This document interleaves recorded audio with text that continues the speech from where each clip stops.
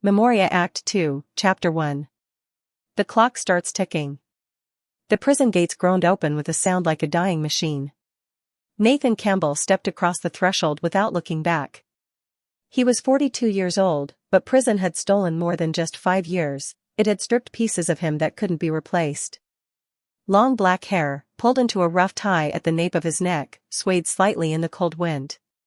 His face was clean-shaven, jaw set in hard, angular lines, his eyes carrying the hollow weight of sleepless nights.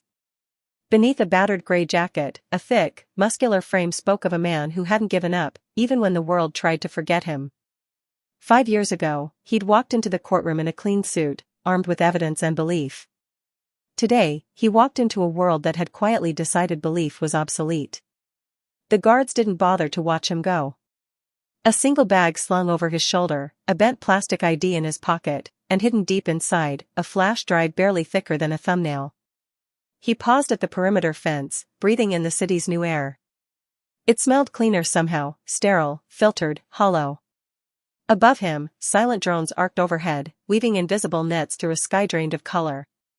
The billboard started before he hit the main street. The grid, powering safer futures. Your freedom, our protection. Bright faces smiled down from glittering displays, selling obedience under a veneer of kindness. Nathan tugged the hood of his jacket higher and moved east, into the skeletal remains of the old sectors. The streets buzzed with quiet energy, not life, but maintenance. Every corner wore cameras like scars, every doorway pulsed with soft infrared scans.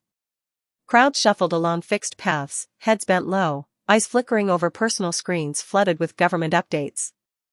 They moved like ghosts, conditioned not to be seen, not to be heard. Nathan, by contrast, walked differently. Shoulders squared. Stride measured. An old instinct clinging stubbornly to him even now. At a ration center queue, a woman glanced up from her tablet and caught sight of him. Her gaze sharpened instantly, not fear, not curiosity, but recognition. Her mouth twitched like she might speak, but she thought better of it. She remembered. 5 years ago, his face had been everywhere.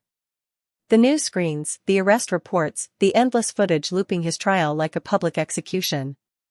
Nathan caught her stare, just long enough to see the memory flicker across her expression. Then he lowered his head, adjusting his stride to blend into the slower, passive rhythm of the crowd. The moment passed. But the weight of it clung to him as he moved on. The access hub stood like a rusted relic between two gutted storefronts. Inside, rows of government-issue service kiosks flickered under buzzing LED strips. Men and women hunched at screens, updating compliance records, submitting behavior audits, filing petitions few expected to be read. Nathan chose a terminal near a cracked window, old model, battered casing. Good. He slid into the seat, palmed the flash drive from a hidden seam in his jacket, and plugged it into the side port. The system chirped once, oblivious. Phase 1, Network Spoofing. The public Wi-Fi menu bloomed across the screen. Nathan scanned nearby devices. There, a janitorial supervisor's tablet, sloppy encryption, lazy security. He ran a silent shell script from the drive. Hijack the tablet's session ID. Forge technician-level authentication. Mask his presence under the network's maintenance protocols. No alarms.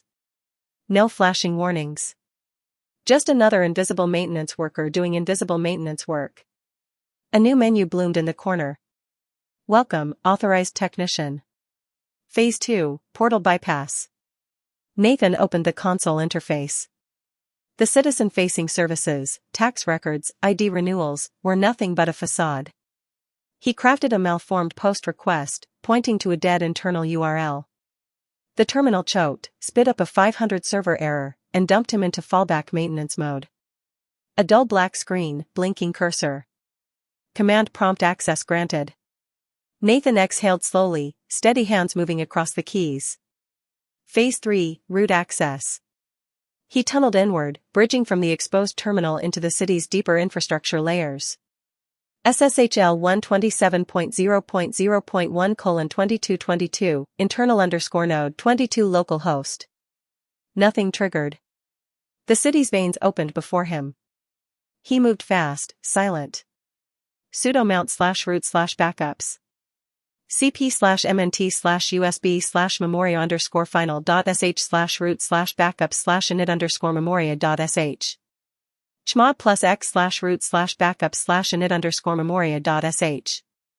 The payload transferred, buried inside backup cycles no one ever checked. Invisible. Inevitable. Phase 4, set the clock. Nathan leaned back slightly, flexing stiff fingers. One last command. Echo /root/backups/init_memoria.sh, at now plus 15 days. 15 days from now, the virus would ignite. It would tear through systems built to enslave, expose the hollow promises beneath the slogans, and either wake humanity up or burn everything down trying. Phase 5, cover tracks. He wiped recent logs. /var/log/off.log. /var/log/syslog. History C. The kiosk flickered once, returning to the bright, smiling citizen access portal. All systems normal. Nathan unplugged the flash drive, pocketed it out of habit, and rose. No one looked at him. No alarm shrieked. The first domino had already tipped. Outside, rain slicked the pavement into liquid mirrors. He passed a massive holoscreen blinking slowly into life overhead. The grid, your guardian for tomorrow. Nathan tightened the strap on his bag, feeling the empty flash drive inside. The real payload was already in motion. He glanced once over his shoulder, rain blurring the lights into a smeared, bleeding halo. 15 days, he murmured. Either they wake up, or everything burns. And then Nathan Camble disappeared into the city's steel veins, leaving only the ticking clock behind.